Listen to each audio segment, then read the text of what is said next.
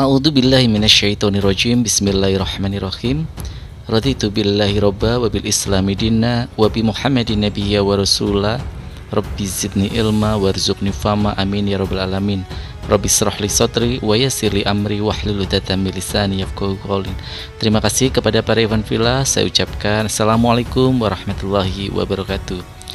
Para Ikhwan Fillah, kali ini saya akan membahas tentang bagaimana peristiwa yang terjadi Paskah kemarin ketika perayaan Paskah dipusatkan di Jakarta, yaitu di Jakarta International Stadium atau JIS.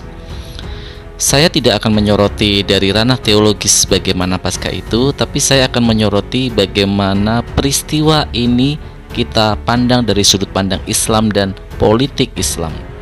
Yang pertama adalah bagaimana ketika Pendeta Gilbert Lumondong yang bertemu dengan Anies Baswedan, dan Gilbert Lumondong mengatakan Anies Baswedan berkah bagi Jakarta.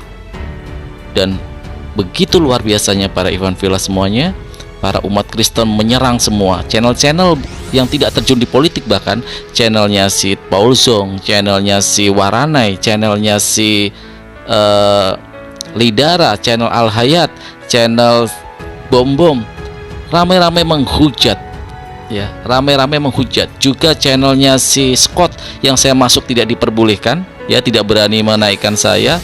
Itu ramai-ramai mengecam dan mengatakan bahwa Gilbert Lumondong sesat.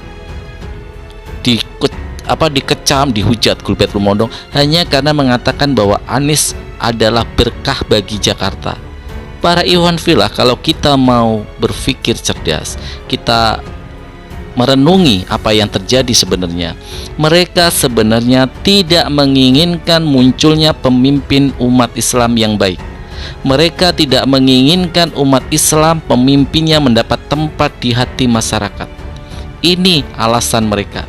Jadi mereka bukan mempermasalahkan dari kualitas atau kinerjanya, tetapi mereka mempermasalahkan agamanya.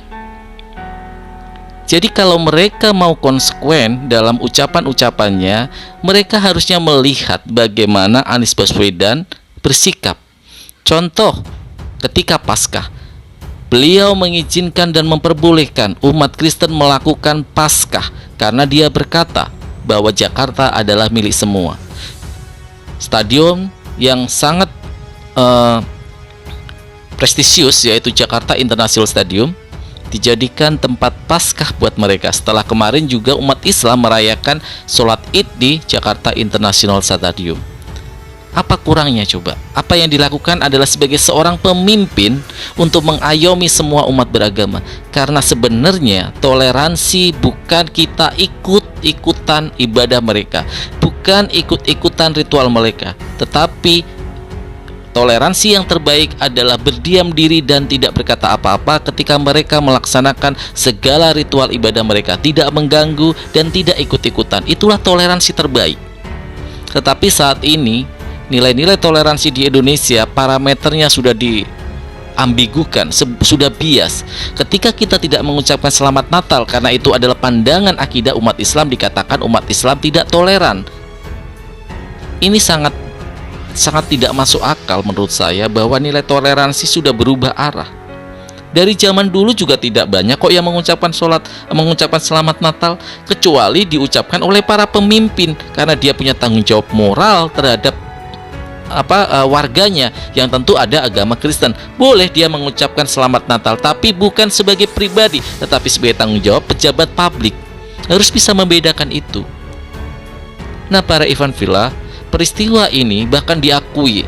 Ada beberapa video yang saya ambil dan mereka mengakui sangat berterima kasih apa yang dilakukan oleh Pak Anies Baswedan, memberikan tempat Jakarta International Stadium buat mereka melaksanakan Paskah. Mari para Ikhwan Fillah, kita saksikan videonya. Shalom, selamat sore. Pada hari ini saya sudah berada di JIS, Jakarta International Stadium, untuk mengikuti ibadah perayaan kebangkitan dan kenaikan Tuhan Yesus Kristus. Terima kasih untuk Bapak Anies Baswedan yang telah mendukung kegiatan ini, di mana sebelumnya kami telah menerima kado yang sangat indah untuk perayaan Natal kami berupa Christmas Carol, dan kami berbahagia pada Lebaran kemarin saudara-saudara kami bisa melaksanakan sholat Id dengan baik, dengan nyaman, tanpa suatu gangguan berarti. Terima kasih Bapak. Tuhan memberkati Bapak, Tuhan memberkati Pemprov DKI, dan sehat terus Bapak. Saya bangga punya gubernur seperti Bapak. Nah, para ikhwan fillah semuanya, lihat betapa yang dilakukan oleh salah seorang penganut Kristen ini begitu menghargai, begitu mengapresiasi apa yang dilakukan oleh Gubernur Anies Baswedan. Dia merasakan kebahagiaan karena sebenarnya isu-isu yang dikembangkan oleh media ini karena takutnya munculnya sosok Anies ini bisa menyatukan umat Islam. Ini yang mereka takutkan.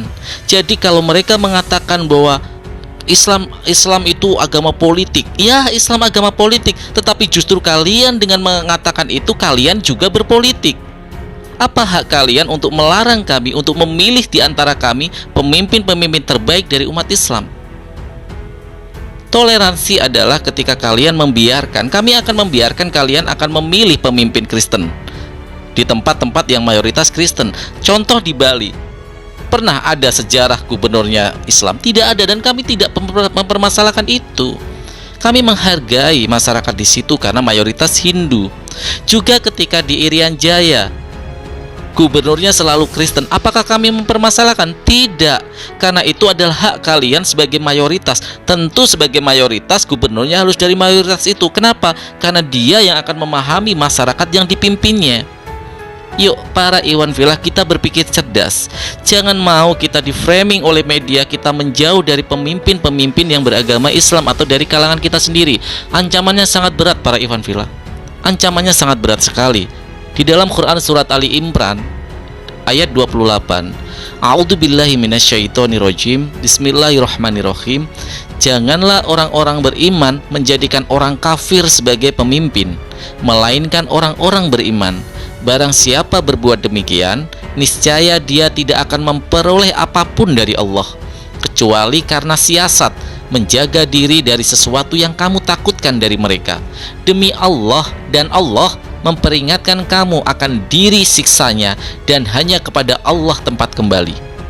Para ikhwan fillah semuanya, jika kita merenungkan ayat ini, Ali Imran 28 ini, kita akan paham bahwa umat Islam wajib hukumnya memilih pemimpin yang beragama Islam. Tapi bagaimana kalau pemimpinnya itu semua beragama Islam? Pilih yang mana memperjuangkan kepentingan umat Islam. Pilih yang mana dalam setiap statement-statementnya atau kebijakan-kebijakannya membela agama Islam. Itulah yang terbaik. Saya tidak mengatakan siapapun, tidak membela siapapun, tapi bagi saya, kewajiban saya memilih pemimpin yang memang kebijakan-kebijakannya membela umat Islam. Itu adalah hak kita. Apakah mereka mau memilih pemimpin Muslim? Kan belum tentu juga. Mereka pasti akan berkumpul memilih pemimpin-pemimpin yang mereka anggap membela kepentingan Kristen. Para ikhwan fillah, kita harus cerdas dalam menilai hal seperti ini. Oke para ikhwan fillah, masih ada satu video lagi. Nanti kita kaji lebih dalam lagi ketika setelah video ini, supaya kita mempunyai pemahaman bahwa hukumnya wajib untuk memilih pemimpin dari kalangan umat Islam sendiri yang terbaik, yang membela kepentingan Muslim. Mari ikhwan fillah, kita saksikan video satunya.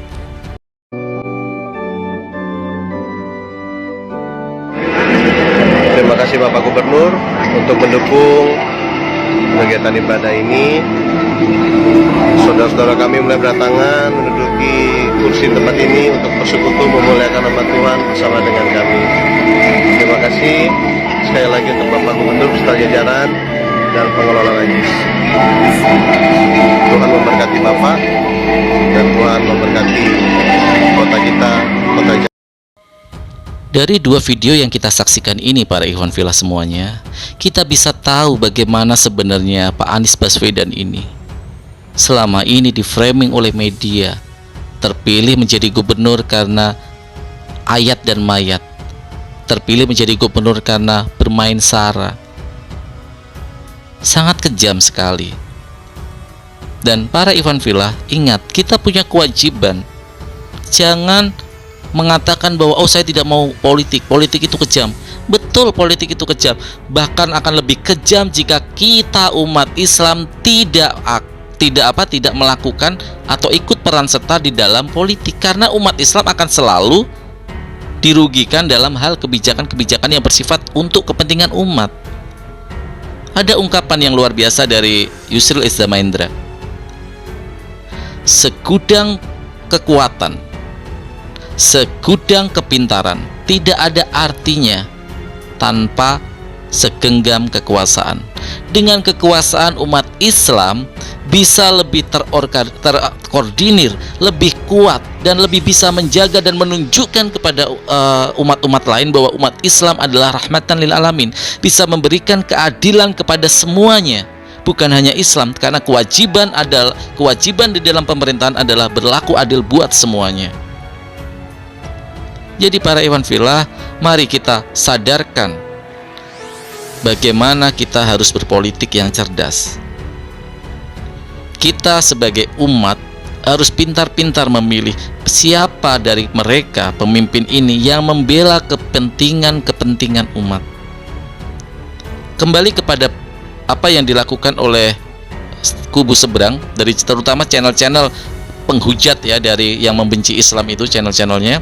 Bagaimana mereka ketika Gilbert Lumondong mengatakan hal bahwa Anies Baswedan adalah berkah bagi kota Jakarta, mereka rame-rame menghujat. Mereka rame-rame mengatakan Gilbert Lumondong sudah disogok. Mereka rame-rame Gilbert Lumondong sudah sesat. Gilbert Lumondong tidak tahu apa hati umat. Jelas ini bukan karena kebijakannya. Toh ketika mereka mempermasalahkan kebijakannya, ada satupun kebijakan Pemprov DKI yang menganaktirikan umat Kristen di Jakarta? Tidak ada sama sekali. Jadi para ikhwan fillah, apa yang mereka lakukan sebenarnya adalah landasannya kebencian bahwa Anies Baswedan beragama Islam. Bukan karena kualitas kerjanya, bukan karena kinerjanya, tetapi karena Anies orang Islam. Sehingga mereka terus memframing pembusukan mereka lakukan supaya Anies tidak mendapat tempat di hati umat Islam. Karena sesungguhnya jika umat Islam bersatu, kita akan kuat. Cuman sekarang banyak umat Islam yang gampang sekali diprovokatif, gampang sekali di framing oleh media tentang bagaimana Islam, ini loh Islam yang gak radikal, ini loh Islam yang radikal. Tidak ada, Islam tidak ada yang radikal. Ini framing saja supaya terkotak-kotak. Ingat bagaimana Belanda bisa menguasai Indonesia. Bukan karena Belanda kuat, bukan karena Belanda banyak pasukannya, masih banyak pejuang-pejuang Indonesia, tetapi Belanda menggunakan taktik adu domba. Nah, umat Islam sedang dilakukan itu oleh mereka. Mereka mengkotak-kotakan Islam radikal. Kalau mereka kira-kira Islam ini keras menjalankan agamanya, dibilang radikal. Umat Islam yang bersatu dibilang radikal. Umat Islam yang toleran atau umat Islam yang baik, mereka adalah yang membela mereka, yang membela kepentingan mereka. Itu mereka katakan umat Islam yang baik. Padahal ingat apa yang ada di dalam ajaran Islam. Pilihlah pemimpin yang paling dibenci, pilihlah ulama yang paling dibenci oleh orang-orang kafir. Itulah ulama yang baik. Para ikhwan fillah semuanya, mungkin ini sedikit merefleksikan kita bagaimana nanti di tahun depan, tahun-tahun politik ini pasti akan banyak. Saya yakin di dunia debat lintas agama nanti akan banyak permainan-permainan politik atau yang lebih mengarah kepada pembusukan tokoh-tokoh muslim. Mari kita kuatkan ukhuwah Islamiyah ini. Juga di media-media, ya, media CNN, media Tempo, media E-News memuat semua berita bagaimana ketika mereka melakukan Paskah diakomodir oleh Pemprov DKI, ya, Gubernur Anies Baswedan mempersilahkan mereka untuk menggunakan Jakarta International Stadium. Seperti ketika kemarin hari raya Idul Fitri, umat Islam beramai-ramai melaksanakan sholat Idul Fitri. Ya, para ikhwan fillah semuanya, mari terus kita bergandengan tangan, jangan pernah berputus asa. Umat Islam memang dalam kondisi saat ini adalah kondisi yang akhir zaman, ya. Ketika ada hadis Rasulullah SAW yang mengatakan dengan para sahabat, kelak di akhir zaman Islam akan menjadi santapan bagi mereka seperti di hidangan ya, disantap sono sini, ditansap soni. Para sahabat bertanya kepada Rasulullah, "Ya Rasulullah, apakah umat Islam saat itu sedikit?" Tidak. Tidak. Umat Islam saat itu sangat banyak, tetapi mereka bagai buih di laut. Ya, bagai buih di lautan. Tidak ada persatuan.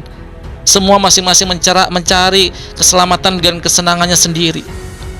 Sedangkan di dalam Al-Qur'anul Karim jelas dikatakan, di dalam hadis Rasulullah dikatakan, tidak disebut orang mukmin jika belum bisa merasakan apa yang dirasakan oleh saudara mukminnya yang lainnya. Artinya kita harus berukhuwah Islamiyah dengan baik. Terpenting adalah itu. Lupakan perbedaan-perbedaan firqah, lupakan perbedaan-perbedaan pandangan, lupakan perbedaan-perbedaan menjadi sekat-sekat di pembatas kita. Mari kita terus bergandengan tangan. Asal la ilaha illallah Muhammad Rasulullah, itulah saudara kita, itulah darah kita juga. Anggap bahwa itu adalah apa yang mengalir di dalam diri kita sendiri. Oke para ikhwan fillah, mungkin itu saja kajian singkat saya, dan ini adalah perenungan diri juga buat saya. Semoga apa yang saya kaji kali ini, apa yang saya kontenkan kali ini menjadi ibroh buat kita, ada manfaatnya buat kita. Jika ada kata-kata yang salah tadi di pemaparan saya, atau ada kata-kata yang menyinggung perasaan para ikhwan fillah semuanya, saya mohon maaf sebesar-besarnya. Itu karena kedoifan saya, kefakiran ilmu saya. Tapi jika ada yang bermanfaat dari apa yang saya sampaikan, itu semua berasal dari Allah Subhanahu wa Ta'ala. A'udzubillahi minasyaitonirrajim. Bismillahirrahmanirrahim. Wal asri innal insana lafi khusrin illa alladzina amanu wa amilus solihati wa tawassau bil haqqi wa tawassau. Raditu billahi robba wa bil islami dina wa bi Muhammadin nabiyya wa rasula. Rabbi zidni ilma warzuqni fahma. Amin ya rabbal alamin. Wabil taufiq wal hidayah. Wassalamualaikum warahmatullahi wabarakatuh.